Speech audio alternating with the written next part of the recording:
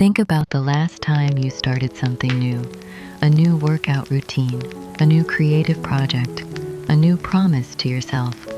In the beginning, the fire inside you burned so brightly. You felt unstoppable. You woke up excited. You couldn't wait to begin. But then, a few weeks passed, or maybe just a few days, and that roaring fire slowly turned into cold, gray ash. Waking up felt heavier.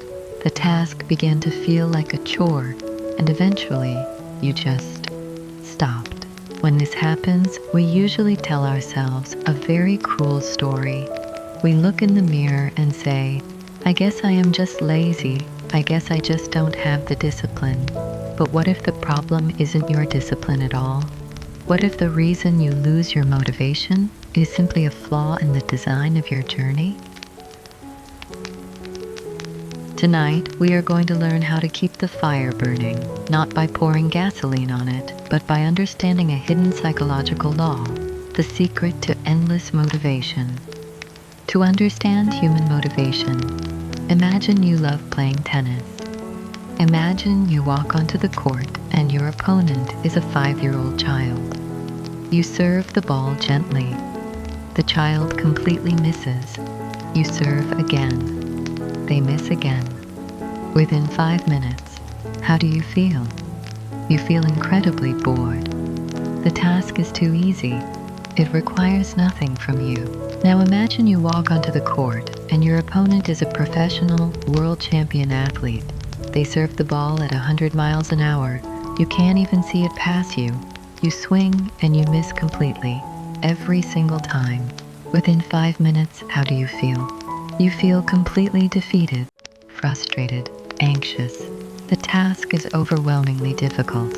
Human beings are not designed to thrive in extreme boredom or extreme anxiety. If your daily habits are too easy, your brain shuts down. You lose interest. If your daily habits are too hard, your brain panics. You burn out and quit. But what happens if you play a game of tennis against someone who is exactly your equal? You win a point. They win a point. You have to focus. You have to stretch yourself. You have to try your best. But you have a real chance of winning. In that exact moment, time disappears. You are completely absorbed in the present. The voices in your head go quiet. This is what James Clear calls the Goldilocks Rule. Human beings experience peak motivation when working on tasks that are right on the edge of their current abilities. Not too hard, not too easy, just right. The reason you quit your new diet or your new project is not because you are lazy. It is because you tried to play against the world champion on day one.